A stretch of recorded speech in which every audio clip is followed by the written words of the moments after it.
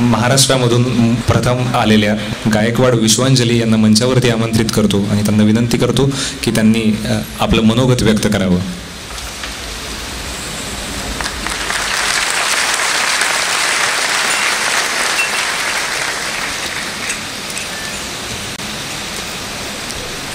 आजच्या कार्यक्रमाच्या प्रमुख पाहुण्या शीतल उगले मॅडम, तुकाराम जाधव सर, आदरणीय व्यासपीठ, माझ्यासमोर असलेला सगळा पालकवर्ग आणि इथे जमलेले सगळे मित्रमैत्रिणी, आज माझ्या पाठीवर दिलेल्या या कौतुकाच्या थापेसाठी माझ्याकडनं मनापासून आभार. जसं सरांनी आता अगदी जाणीवपूर्वक शब्द वापरला की हा सत्कार नाही आहे, हे अभिनंदन आहे.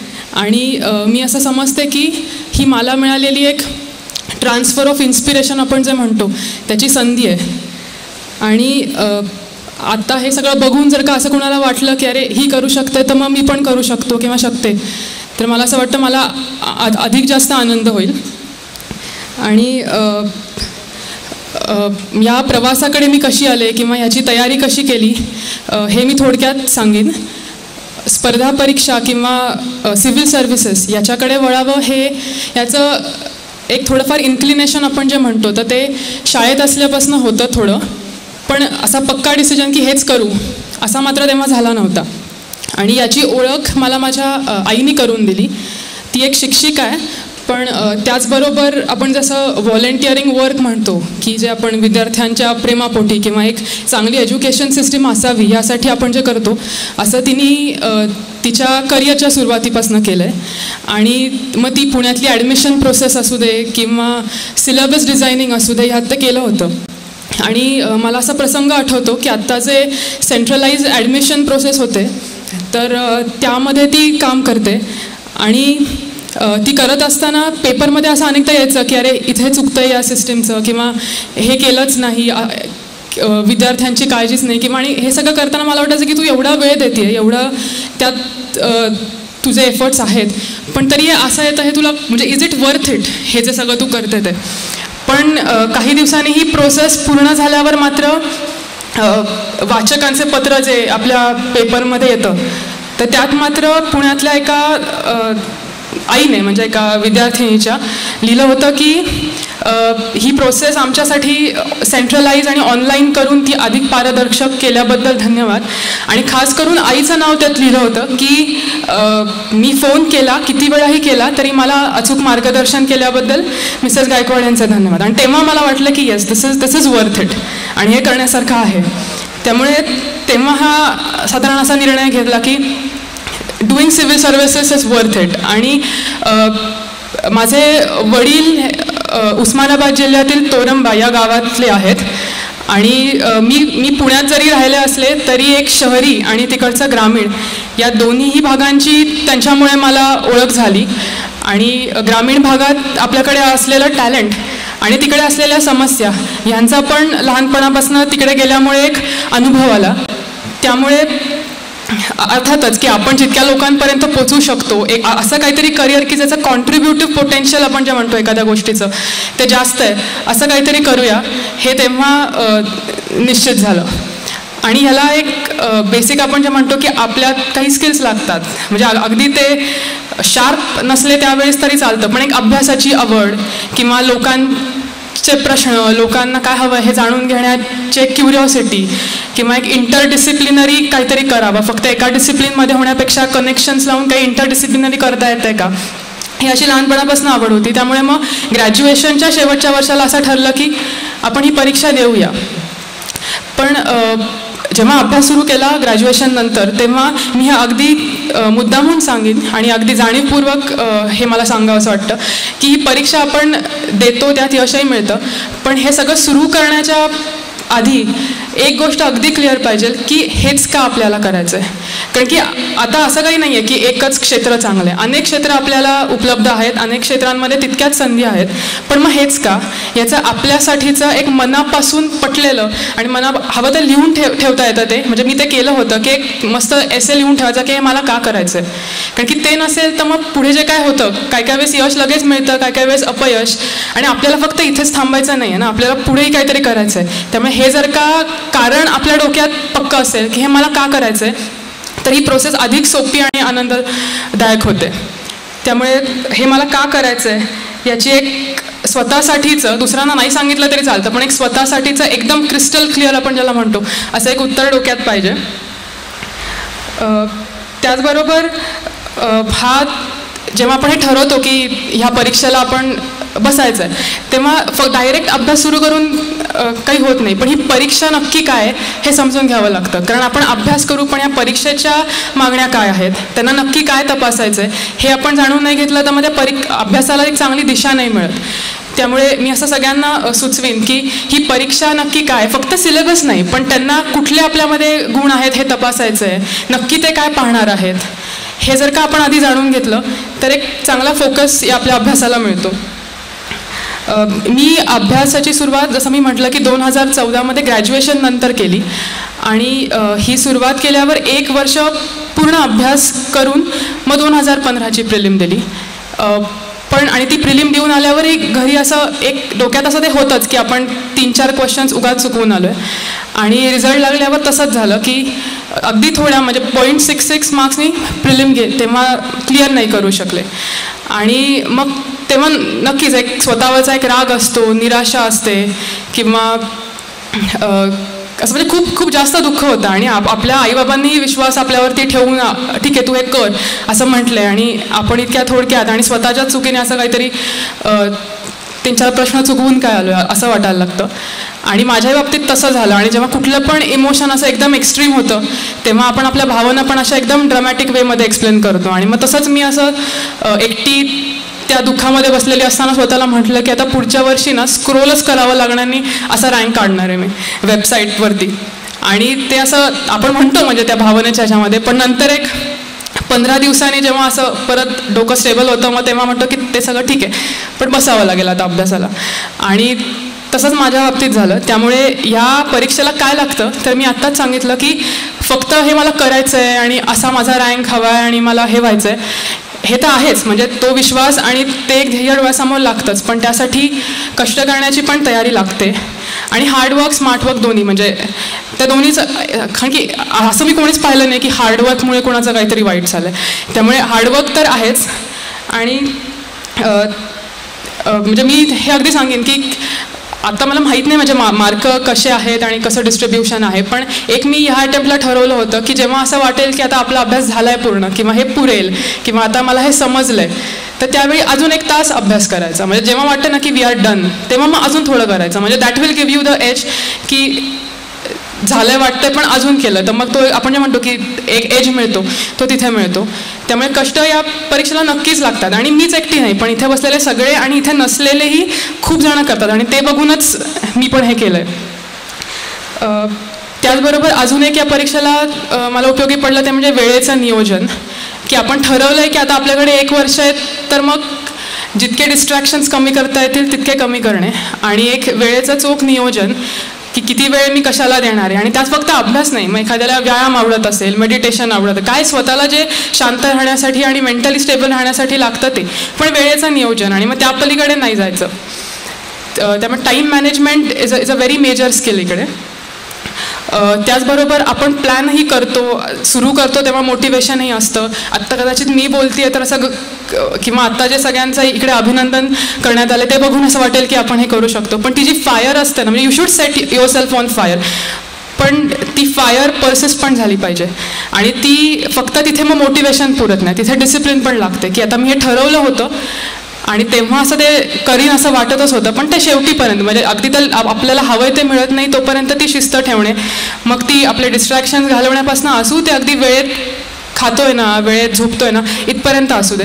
कारण की या खूप छोट्या छोट्या गोष्टी वाटतात, पण म्हणजे मी इंटरव्ह्यूला हे पाहिलंय की मी काही मॉक इंटरव्ह्यूज जेव्हा देत होते इथे तर मला इंटरव्ह्यूचा बऱ्यापैकी तेव्हा असा नर्वसनेस आला होता, त्यामुळे झोप नाही, मग त्या अभ्यासाच्या नादामध्ये असं व्यवस्थित खाणं व्हायचं नाही. आणि मी जेव्हा मॉक इंटरव्ह्यूज दिले म्हणजे सरांनाही आठवत असेल की आय वॉज नॉट मी, म्हणजे मला वाटत होतं की कोण बोलतंय असं, मी असं का मी इंटरव्ह्यू देते. म्हणजे तो जे एक खूप छोटं वाटतं हे, पण व्यवस्थित झोप झाल्यावर जे काही येतं ना, अगदी ही छोटी गोष्ट, पण मी जे सेल्फ डिसिप्लिन म्हणते की छोट्या छोट्या गोष्टींकडे आपण लक्ष दिलं तर मग त्या सगळ्या अशा समप होऊन काहीतरी त्यातनं मोठं मिळतं.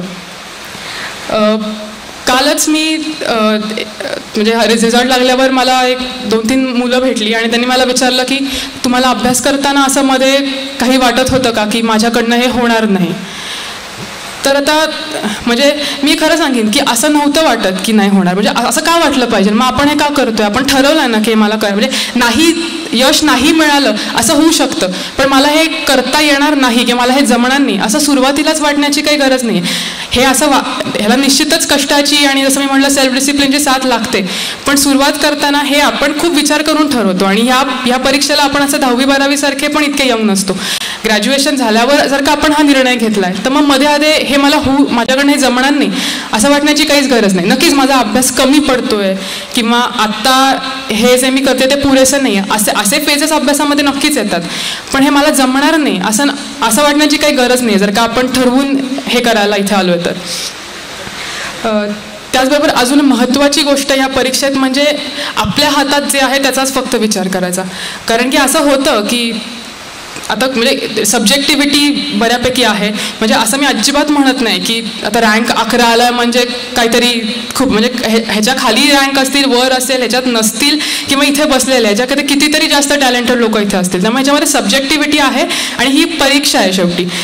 त्यामुळे इथे लक असतं का किंवा इथे सब्जेक्टिव्हिटी किती आहे किंवा मग मला हेच पॅनल आलं तर किंवा असेच प्रश्न आले तर जे आपल्या हातात नाही आहे याचा जर का आपण विचार करत बसलो तर मग खूप मौल्यवान वेळ आपल्या हातातून निघून जातो. त्यामुळे माझ्या हातात काय आहे ते मी करणार आहे. आणि आत्ता मेन्स नंतर, प्रिलिम नंतर आणि इंटरव्ह्यू नंतर मला बाहेर आल्यावर मला विचारायचं कसा होता पेपर किंवा कसं झालं, तर मी फक्त हे म्हणायचं की माझ्या हातात होतं ते मी सगळं केलं आणि तेवढाच एक समाधान होतं आणि आय थिंक त्याचं ते यश मिळालं. त्यामुळे किती रँक येईल वगैरे हे काहीच सांगता येत नाही, पण माझ्या हातात होतं ते मी केलं आहे का एवढंच आपण तिथून बाहेर आल्यावर सांगू शकतो. आणि कालही असंच झालं की असं विचारण्यात आलं की इथे लकचा किती फायदा असतो, तर डेफिनेटली म्हणजे कुठे नसतो. लक म्हणजे माझ्यासाठी असं आहे की जे आपल्या हातात नाही, याला मी तरी लक म्हणते. आणि हे सगळीकडे असतं, म्हणजे इथेही असतं आणि तिथेही असतं. कुठल्याही क्षेत्रामध्ये आपण जाऊ तरी एक थोडा तरी अशी गोष्ट असते की जी आपल्या हातात नाही आहे. आणि लक लागतं का तर लागतं, पण मला असं मी अनलकी असं मला कधीच नाही वाटलं. मला काय वाटलं मी लकीच आहे. म्हणजे अशा अनेक गोष्टी असतात की ज्या आपल्या हातात नाही आहेत, ज्या मी कंट्रोल नाही करू शकत आणि त्या माझ्या बाबतीत नेहमीच चांगल्या झाल्या. माझा जन्म कुठे होणार, माझे आई बाबा कोण असणार, हे सगळं मला लकीली सगळंच चांगलं मिळालं. त्यामुळे लक लागतं का तुम्हाला वाटलं अनलकी आहात तर लागेल, लकीच आहात असं वाटलं तर then you already have it, then why are you worrying about it. त्यामुळे आपल्या हातात जे आहे त्याचा विचार करायचा, जे नाही आहे ते सोडून द्यायचं. अजून एक इथे लागतं जे मी मगाशी म्हटलं की you should set yourself on fire but then that fire should persist. त्यामुळे कन्सिस्टन्सी किंवा सातत्य जे आपण अभ्यासातलं म्हणतो, मग त्याला 1 वर्ष लागेल, 2 वर्ष, 3 वर्ष, एका दिवशी अगदी 20 तास अभ्यास केला पण नंतर मग काहीच नाही झालं, असंही काही वेळेस होऊ शकतं. तर रोज एक ठरवलेला टार्गेट सिलेबसमधलं ते करणं म्हणजे कन्सिस्टन्सी या परीक्षेला खूप महत्त्वाची आहे. आणि आपण ह्या परीक्षेची प्रोसेस बघितली तर 3 अशा स्टेप्स आहेत, मध्ये अनेक दिवस असतात आणि सिलेबस खूप जास्त असतो. तर त्यासाठी प्लॅनिंगशिवाय मला नाही वाटत काय, म्हणजे कुठेच प्लॅनिंगशिवाय काय होऊ नाही शकत, पण इथे तर नाहीच. कारण taking each day at a time जे आपण म्हणतो की आता डायरेक्ट आत्ताच इंटरव्ह्यूचा विचार करायला लागलो तर मग ते असं खूप मोठं डोंगर वाटतं. पण आजच्या दिवसात एवढं, याचं जर का प्लॅनिंग असेल तर मग वीकमध्ये एवढं, एका मंथमध्ये एवढं आणि मग शेवटी अख्ख्या इयरभरचा प्लॅन. त्यामुळे प्लॅनिंग ह्या प्रोसेसमध्ये खूप जास्त मला महत्त्वाचं वाटतं. आणि ह्या परीक्षेसाठी असे जर का इथे कोणी असतील की अजून एक 2-3 वर्ष या परीक्षेला जाण्यासाठी आहे किंवा लगेचही देणार असतील, तर मला जाणवलेल्या काही महत्त्वाच्या गोष्टी या परीक्षेला लागतात त्या मी सांगेन.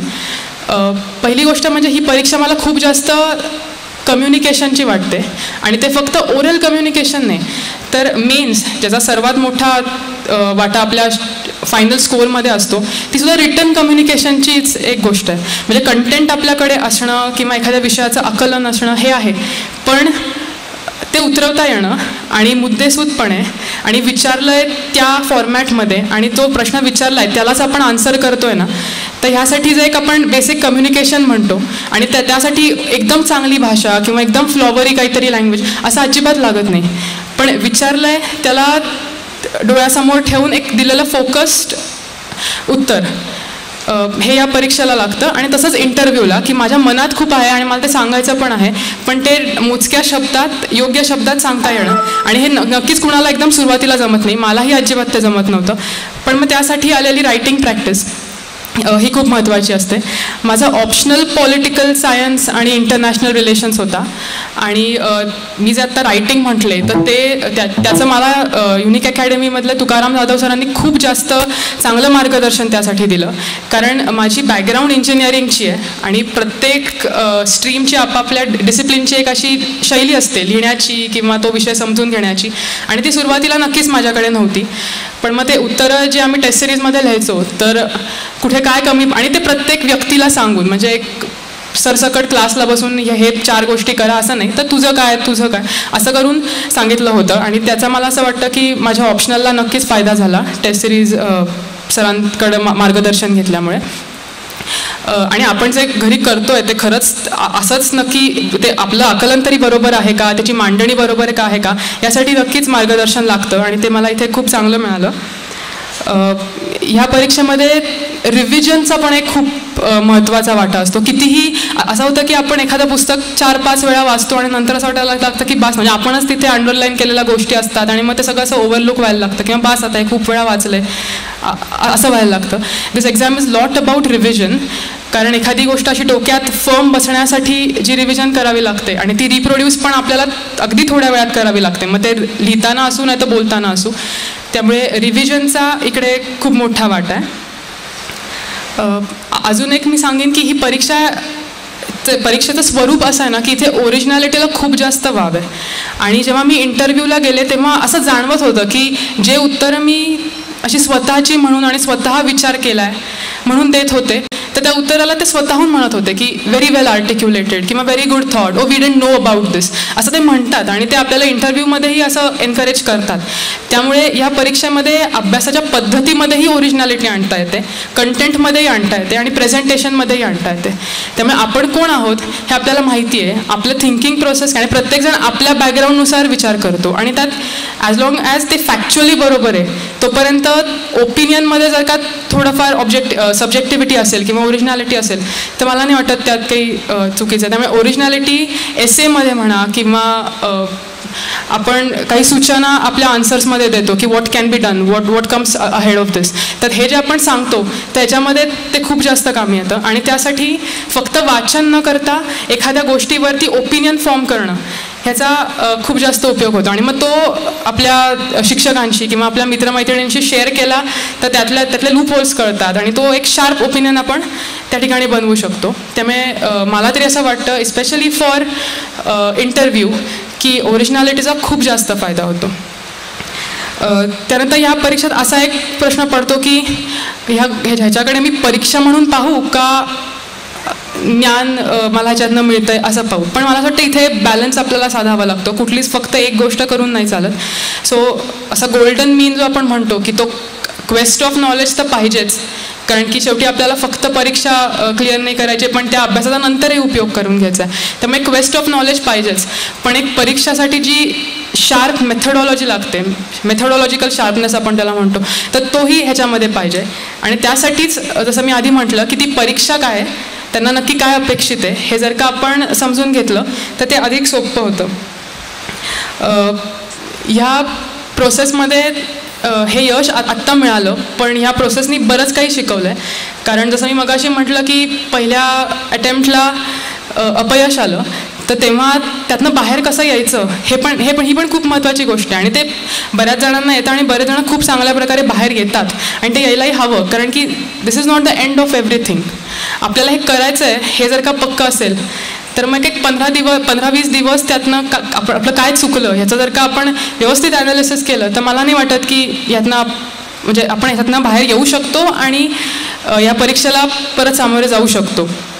त्यामुळे अपयश आलं तरी खचून न जाता आपल्या डोक्यात जे आहे की हे करायचं आहे तर ते जे आपण म्हणतो की ती फायर ती परत हे लाईट करायची आणि ती चालू ठेवायची.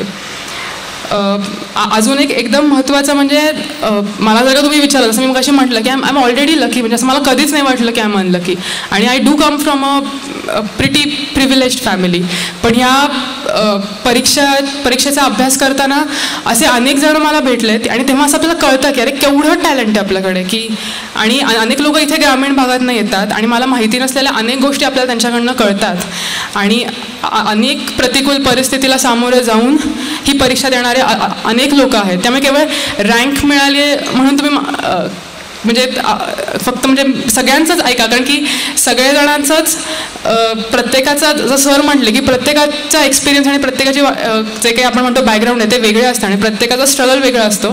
त्यामुळे म्हणजे सिरियसली काही काही लोकांचं म्हणजे इतक्या प्रतिकूल परिस्थितींना ते करत असतात की ते बघून मलाच खूप इन्स्पिरेशन मिळतं की जर का ते करू शकतात तर मग मी तर करायलाच हवं आहे. म्हणजे काहीच कमी नसताना I have no excuse and no one else to blame but me. त्यामुळे मित्रमैत्रिणी जे असे मला मिळाले तर त्यांचाही या परीक्षेमध्ये खूप फायदा किंवा मोलाचा वाटा होता आणि मी त्यांची खूप आभारी आहे. अजून एक शेवटची गोष्ट यातनं मी शिकले म्हणजे आपण किती पण अवघड एखादी गोष्ट वाटली ना तर वी कॅनॉट सफर थ्रू इट. म्हणजे असं आपल्याला वाटतं की खूप मी सॅक्रिफाईस केलं आहे किंवा म्हणजे आपण म्हणतो ना की असं आय एम सफरिंग पण मी ते शेवटी गाठीन. तर याच्यामध्ये असं काहीच नाही की you don't have to suffer through it. म्हणजे खूप एक प्लॅन जर का आपल्याकडे असेल तर आनंदात आवडीने अभ्यास जर का आपण करत असू तर ही खूप सोपी आणि पीसफुल प्रोसेस होऊ शकते. त्यामुळे सॅक्रिफाईसेस करावे लागतात पण ते सॅक्रिफाईस जेव्हा हे सॅक्रिफाईस आहे असं वाटत नाही तेव्हा मला असं वाटतं की ती प्रोसेस खूप आनंददायी होते आणि ती होऊ शकते. आणि जेव्हा मी तसा अभ्यास करायला लागले तेव्हा तो अधिक सोपा वाटला आणि मग त्याचंच बहुतेक हे यश मिळालं. मला तुकाराम जाधव सरांनी आपल्या इंटरव्ह्यूच्या वेळेस म्हणजे मॉक इंटरव्ह्यू मी दिला होता तेव्हा आणि इवन टेस्ट सिरीजचे पेपर्स मी जेव्हा चेक करून घेत होते तेव्हा अनेक गोष्टी सांगितल्यात. पण त्याहीपेक्षा मला कायम लक्षात राहील अशी त्यांनी काल सांगितलेली गोष्ट आहे. म्हणजे काल मी जेव्हा रिझल्ट लागल्यावर त्यांना भेटायला गेले तेव्हा आणि मी ते मला म्हटले की ठीक आहे तुझा Indian foreign service first preference आहे but just remember one thing that फक्त आपल्याला IFS नाही व्हायचं आहे. Be so good that you cannot be ignored असं त्यांनी मला काल सांगितलं आणि मला असं वाटतं की हे जास्त महत्त्वाचं आहे. आणि आता हे बी सो गुड जे आहे तर ते अजून आपण कुठेच नाही आहोत अशी काल परत एकदा जाणीव झाली आणि तेही आपल्याला आता जो काही अभ्यास आणि कष्ट जे आपण आत्ता घेतले ते आता अधिक रिस्पॉन्सिबिलिटीनी अधिक आता इथे हाय स्टेक्स असणार आहेत आणि ते जे सो गुड जे आपल्याला आता बनायचं आहे तर ते आता पुढे आपल्याला सुरू करायचं आहे. याची काल सरांनी परत एकदा जाणीव करून दिली आणि सर मी ते नक्की लक्षात ठेवीन कायम. आता शेवटी आता हे म्हणजे मी सगळं सांगितलं की कष्ट लागतात सेल्फ डिसिप्लिन लागते पण अगदी थोडक्यात आता म्हणजे सांगायचं असेल की काय करा तर मी शेवटी एवढं सांगेन की इथे आलं की know yourself have a clarity of purpose की मी हे का करते. Then just close your eyes say your prayer and then plan your work and then just do it. आणि मग बाकी माझ्या हातात काही नाही याचा अजिबात विचार करू नका. माझा इथे अभिनंदन आणि कौतुक केल्याबद्दल युनिक अकॅडमीचे आणि तुम्हा सगळ्यांचे खूप खूप आभार. धन्यवाद.